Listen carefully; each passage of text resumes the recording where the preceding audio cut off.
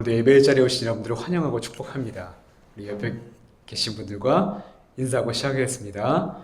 주님의 은혜가 함께 하시기를 바랍니다. 주님의 은혜가 함께 하시기를 바랍니다. 오늘 저는 누가복음 10장 1절부터 20절을 가지고 보냄받은 자의 기쁨이라는 제목으로 함께 하나님의 말씀을 나누고자 합니다. 여러분들을 향한 주님의 귀한 음성 듣는 시간 되시기를 간절히 바라고 축복합니다. 아멘. 요즘 수호를 데리고 공원을 산책하다 보면 종종 흥미로운 장면들을 보게 됩니다. 유모차의 아이가 아닌 강아지를 태우고 산책하는 사람들이 엄청 많이 보인다는 것이죠. 혹자들은 강아지를 꼭 그렇게 키워야만 하느냐라고 하시는 분들도 계시지만 오늘날 많은 이들이 반려동물을 그냥 단순한 동물이 아니라 가족처럼 사랑으로 돌보기 때문에 나타나는 그런 현상일 것입니다. 어느 날은 중고 거래 어플인 당근마켓을 보다가 안타까운 사연을 하나 보게 되었는데요. 강아지를 찾습니다. 찾아주시면 100만 원을 살아야겠습니다. 라는 글이었습니다. 강아지를 찾으려는 주인의 간절함이 담겨져 있는 그런 글이었습니다. 사실 100만 원은 굉장히 큰 돈이잖아요. 사실 그 돈이면 예쁜 새 강아지를 다시 구하고도 남을 것입니다. 하지만 그 주인은 100만 원이라는 큰 돈을 아무렇지도 않게, 아니 더 큰 돈을 들여서라도 그 잃어버린 강아지를 찾으려 할 것입니다. 그 이유는 단 하나, 강아지를 사랑하기 때문이죠. 사랑은 다른 것으로 대체할 수 없는 것이기 때문입니다. 오늘 우리가 함께 읽은 누가복음 10장도 바로 이 대체할 수 없는 사랑 때문에 시작된 하나님의 애타는 이야기라고 할 수 있는데요. 하나님은 죄에 빠진 인간을 버리고 새 피조물을 만드실 수 있었지만 손쉬운 새 창조 대신에 잃어버린 영혼을 다시 찾기 위해 아프고 고된 구원의 여정을 시작하셨습니다. 그리고 그 사랑의 수고를 함께 나눌 자들로 오늘 본문에서 예수님은 70명의 제자를 선택하셔서 각 동네와 지역으로 앞서 보내시게 되죠. 성경에는 그들의 이름도 배경도 출신도 기록되지 않았지만 그들은 예수님으로부터 보냄받은 자들이었고 생명책에 이름이 기록된 은혜를 입은 아주 귀한 사람들이었습니다. 그리고 오늘날 그 부르심은 이 자리에 저와 여러분들에게까지도 이어지고 있는 것이죠. 바라기는 오늘 말씀을 함께 나눌 때 우리 또한 한 영혼을 되찾기 원하시는 하나님의 애타는 사랑을 깨닫고 또한 보냄받은 자의 사명과 기쁨을 발견하는 귀한 시간 되시기를 간절히 바랍니다. 예수님께서 공생애를 시작하시고 처음 제자들을 부르셨을 때 이렇게 말씀하셨습니다. 마태복음 4장 19절을 보면 나를 따라오너라 내가 너희를 사람을 낚는 어부가 되게 해주겠다. 그리고 부활하시고 승천하시기 바로 전에 마지막으로 제자들에게 남기셨던 말씀은 마태복음 28장 19절 20절 너희는 가서 모든 민족을 제자로 삼아 아버지와 아들과 성령의 이름으로 세례를 베풀고 내가 너희에게 분부한 모든 것을 가르쳐 지키게 하라. 볼지어다 내가 세상 끝날까지 너희와 항상 함께 있으리라 하시니라. 아멘. 또한 오늘 본문인 누가복음 10장 2절에서는 이렇게 말씀하시죠. 추수할 것은 많되 일꾼이 적으니 그러므로 추수하는 주인에게 청하여 추수할 일꾼들을 보내주소서 하라. 이처럼 예수님이 제자들을 부르실 때 처음으로 하셨던 말씀과 승천하시기 전에 마지막으로 하셨던 말씀 그리고 이 땅에 살아계셨을 때 하셨던 말씀이 공통적으로 주님께서 우리를 부르신 목적이 드러납니다. 그것은 하나님을 떠나 죄와 죽음 앞에 떨며 울고 있는 영혼들이 많이 있으니까 하나님의 마음으로 그리고 하나님과 함께 영혼을 살리는 일에 너희가 좀 기쁨으로 동참해 주기를 간절히 바라고 원하셨던 것이죠. 그러면서 오늘 본문에서 예수님은 영혼 구원의 사명을 맡길 제자들을 세우시게 되는데요. 이미 누가복음 9장에서 12제자를 한번 파송하셨고, 우리가 읽은 본문 10장에서는 이를 확장해서 무려 70명이라는 전도자를 세우시게 됩니다. 그리고 3절에서 이렇게 말씀하시죠. 갈지어다 내가 너희를 보냄이 어린 양을 이리 가운데로 보냄과 같도다. 즉 세상에 복음을 전하는 것은 어린 양이 이리 한가운데 있는 것처럼 아주 단단한 각오를 하고 가야 한다. 목숨을 걸 각오를 하고 가야 한다라는 것이었습니다.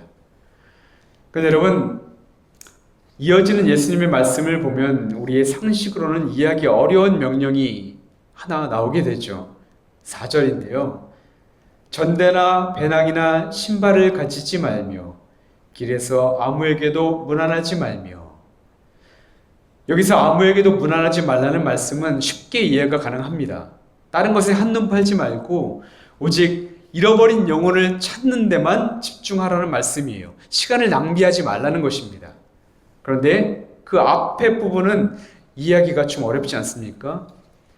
전도자들을 보내시면서 그들이 이리 가운데 있는 양처럼 그렇게 걱정이 되셨다면 이리를 때려잡을 무기도 주시고 식량도 가득 채워주셔야 하는데 예수님은 오히려 아무것도 챙겨가지 말라고 말씀합니다. 돈도 가져가지 말고 가방도 가져가지 말고 신발도 가져가지 말고 심지어는 평행 본문인 마가복음 6장 9절을 보면 여벌옷도 챙겨가지 말라고 말씀합니다. 당시 팔레스타인에서는 낮은 뜨겁고 밤은 굉장히 춥기 때문에 혹여나 밤에 노숙을 하게 된다면 몸을 감싸 체온을 보호해야만 했기 때문에 꼭 여벌옷은 가방에 들고 다녔습니다. 그러니까 이 옷은 단순한 의복의 개념이 아니라 생명을 보호하기 위해서는 꼭 필요했던 그런 것이었죠. 근데 예수님은 그것도 가져가지 말라라고 말씀하는 것입니다. 그렇다면 여러분, 지금 예수님이 가져가지 말라고 말씀하는 것들이 무엇입니까? 먹을 것, 입을 것, 생명을 보호하기 위한 것. 즉, 이 모든 것은 우리가 사는 데 있어서 꼭 필요한 것들이고 당시 여행객들이 꼭 지녀야 할 필수 항목들이었습니다. 근데 예수님은 이 막중한 사명을 맡기시면서 이런 것들을 가져가지 말라고 말씀하는 거예요. 왜 예수님은 이런 명령을 우리에게 하셨던 것일까요? 그리고 지금 말씀을 읽고 있는 우리들에게 이 말씀에 숨겨진 그 메시지는 과연 무엇이었을까요? 그것은 바로 의식주에 대한 모든 것, 심지어 생명까지도 내 손안에 있다는 것을 너희가 잊지 않았으면 좋겠다. 내가 너희의 삶을 책임질 테니까 염려하지 말고 오직 날 의지하면서 나아가렴. 예수님이 제자들 그리고 오늘날 우리에게 말씀하고 싶으셨던 것이 바로 이것이었습니다. 그렇습니다. 제자들은 예수님께 아무것도 받은 것이 없는 것 같았지만 사실 가장 중요한 것을 받았던 것이죠. 그것은 바로 나는 하나님이 보내신 사람이야. 하나님이 나와 함께 계셔. 그분이 나의 삶을 책임진다고 약속하셨어. 그렇게 제자들은 하나님이 나를 보내시고 나와 함께 하시고 나를 책임지신다는 그 믿음, 온전히 하나님을 의지하는 믿음으로 담대히 걸음을 떼게 됩니다. 그들에게는 세상의 돈, 능력, 지혜, 사람 그 어느 것도 다 필요하지가 않았던 것이죠. 사람들이 자신을 어떻게 대접하든지 아무 상관이 없는 거예요. 영접하면 영접하는 대로, 영접하지 아니하면 아니하는 대로 오직 하나님만 보고 걸어갔던 것이었습니다. 그러자 결과가 어떻게 되었습니까? 17절 말씀인데 우리가 함께 한번 읽어보겠습니다. 70인이 기뻐 돌아와 이르되 주여 주의 이름이면 귀신들도 우리에게 항복하더이다. 아멘. 그들은 아주 큰 기쁨을 안고 돌아왔습니다. 그리고 주님께 주의 이름으로 귀신들을 항복시켰다는 아주 놀라운 소식도 전하게 됩니다. 그런데 여러분, 이 말씀을 통해 우리가 깨닫는 중요한 진리가 무엇입니까? 그것은 전도자의 사명은 우리의 능력으로 하는 것이 아니라 주님의 이름으로, 그리고 주님이 함께 하실 때 가능하다라는 것이죠. 주의 이름이면 귀신들도 항복하더이다. 바라기는 저와 여러분들도 오직 주님의 능력으로, 그리고 주님을 의지함으로 세상의 모든 악한 세력 앞에서 승리하고 보냄받은 자의 기쁨을 누리는 삶이 되기를 주님의 이름으로 축복합니다. 다시 말씀을 보면 우리에게 주시는 또 다른 메시지가 있습니다. 1절 말씀을 다시 한번 보면 두 개의 숫자가 나오는데요. 70이라는 숫자와 둘씩이라는 숫자입니다. 이 두 개의 숫자는 단순한 그런 숫자가 아니라 메시지가 담겨져 있는 그런 단어라고 할 수 있죠. 먼저 둘씩 짝을 지어 보냈다는 것은 공동체의 중요성을 뜻합니다. 예수님을 따라가는 삶은, 그러니까 예수님은 나를 따라가는 삶은 굉장히 힘들고 무척이나 고된 일이기 때문에 공동체를 이뤄서 가야 한다라고 이야기하는 것이죠. 그래서 둘째 성서봉독이었던 갈라디아서 6장 2절의 말씀처럼 서로가 서로의 짐을 지어주어야만 하는 것입니다. 여기서 바울이 말하는 짐은 헬라어 바로스로 마음의 무거움, 고통, 시련을 뜻하는 단어로 누군가 죄에 빠졌거나 유혹에 쓰러졌거나 시험과 상처와 또 연약함으로 고통당할 때 그를 위해 가까이는 가족 공동체, 교회 공동체, 그리고 무엇보다 믿음의 공동체를 이루어서 서로 끌어주고 밀어주고 기도해 주면서 그 길을 나아가야만 한다라고 말씀해 주셨던 것입니다. 그리고 70인을 세우셔서 친히 가시려는 각 동네와 각 지역으로 보내셨다고 말씀하는데, 성경이 말하는 70은 완전수로서 세상 모든 성도들을 각자의 삶의 자리에서 주님의 뜻을 이루도록 보내셨다라는 것을 뜻하는 단어입니다. 저 같은 사람은 교회와 성도들과 이웃들을 섬기는 일로, 어떤 사람은 직장의 일과 사업으로, 어떤 사람은 가정주부로, 어떤 사람은 학생으로 각자의 자리에서 주님의 뜻을 이루기 위하여 보내셨다는 것이죠. 그러니까 지금 여러분의 삶의 자리가 바로 전도자로서의 사명을 감당해야만 하는 장소라고 할 수 있는 것입니다. 그렇다면 여러분, 우리가 각자의 자리에서, 그리고 우리 공동체가 함께 전해야 하는 것은 과연 무엇일까요? 사실 초대교회, 바울이 있었던 그 초대교회 시절에는 마땅한 예배당도 없었고 이렇게 완벽한 시스템도 갖추지 않았고 또 필요한 것들이 그렇게 넉넉하지 않았던 그런 공동체였습니다. 그런데 그들이 사람들에게 보여줬던 모습이 무엇입니까? 나눔이었습니다. 내가 있는 것을 나누고 내가 받은 사랑을 나누고 떡을 떼어 나누고 하나님을 전하고, 그것이 전부였습니다. 그 모습을 보고 사람들이 저들이야말로 정말 하나님을 믿는 사람들이구나 라고 느끼게 된 결정적인 계기가 되었던 것이죠. 또한 갈라디아서 6장 14절에서는 바울이 이렇게 말했습니다. 내게는 우리 주 예수 그리스도의 십자가 외에는 결코 자랑할 것이 없으니. 바울은 평생 예수 그리스도의 십자가만 자랑하고 그분의 사랑과 용서만을 전하는데 온 삶을 바쳤던 사람이었습니다.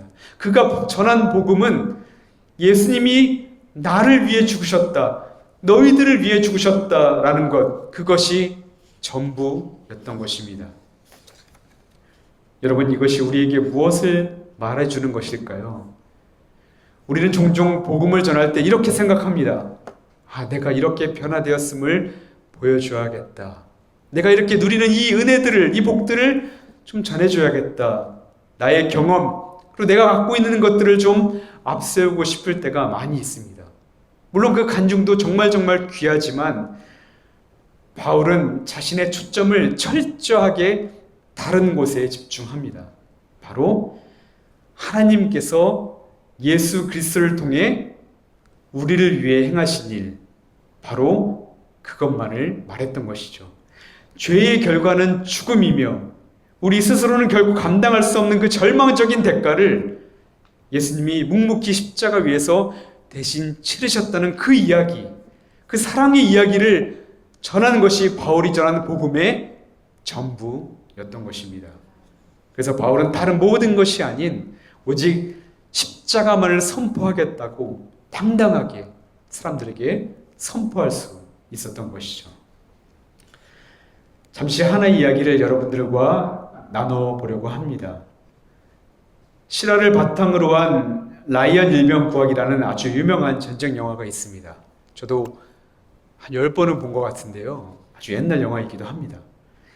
2차 세계대전이 한창이던 때 라이언 가문의 네 명의 형제가 모두 전쟁에 참여하게 되었습니다. 안타깝게도 막내를 제외하고는 그 형 3명이 모두 다 전사하고 말았던 것입니다. 이 소식을 들은 미 행정부는 그 막내 제임스 그 라이언만이라도 살리기 위해서 그를 어머니의 품으로 돌려보내는 것이 국가의 도리라고 생각합니다. 그래서 밀러 데이라는 사람을 중심으로 8명의 최정예 특공대를 조직하여 그 라이언 일병을 구출하려는 특별 임무를 내리게 되죠. 그런데 대원들은 아주 거세게 불평합니다. 아니, 왜 한 사람을 구하기 위해 우리 8명의 목숨을 걸어야만 합니까? 저 한 사람의 목숨이 귀하듯이 우리의 목숨도 귀한 건 아닙니까? 이렇게 이야기를 하게 되죠. 그들의 항변은 지극히 합리적인 항변이었습니다.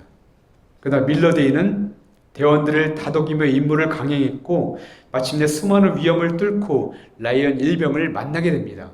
그런데 예상치 못한 문제가 생겼는데 라이언이 자신의 동료를 버리고 자기 혼자 돌아갈 수 없다는 것이었습니다. 그러자 결국 밀러데이와 대원들은 그 자리에 남아 라이언과 마지막까지 함께 싸우기로 결심을 합니다.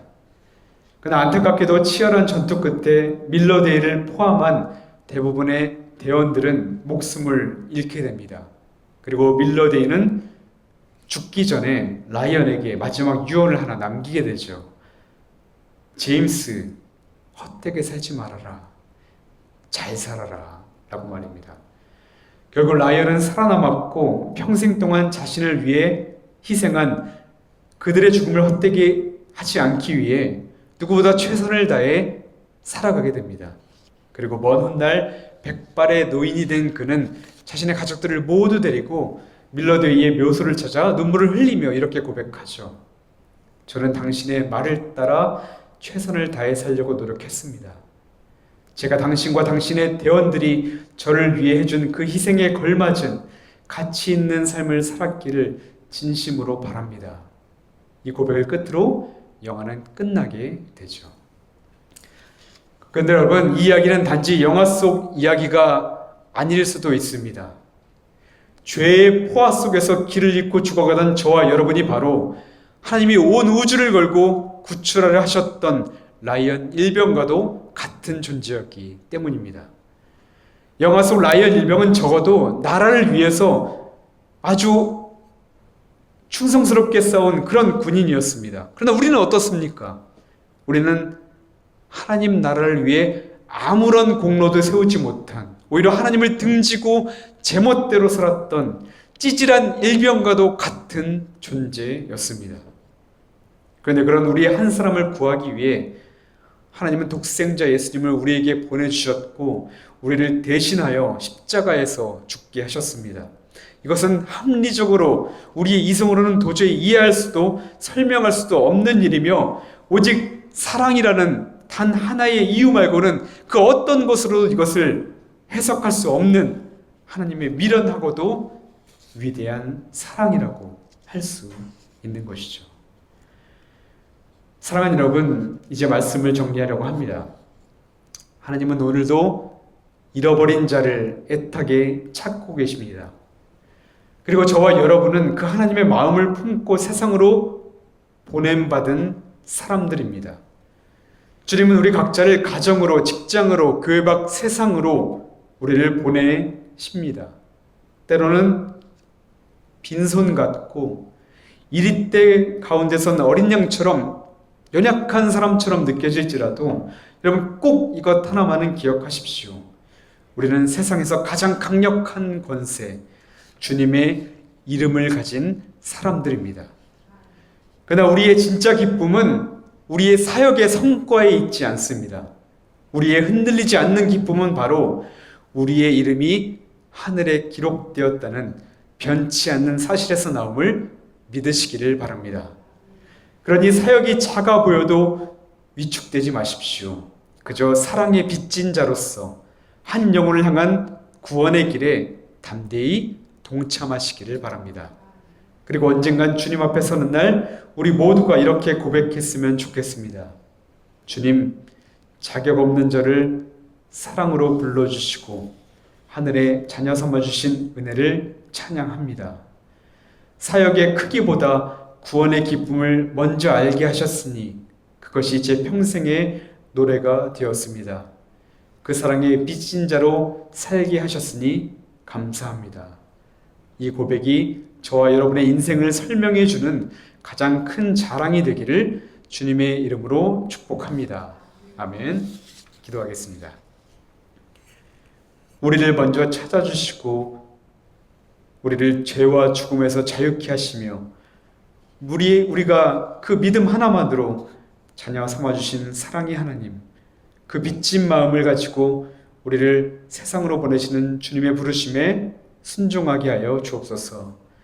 우리의 능력과 소유가 아닌 오직 주님의 이름만을 의지하며 담대히 나아가게 하시고 잃어버린 한 영혼이 주께 돌아오는 것을 보는 것이 우리 삶의 가장 큰 기쁨으로 삼게 하여 주옵소서. 감사드리며 우리 주 예수 그리스도의 이름으로 기도하옵나이다. 아멘.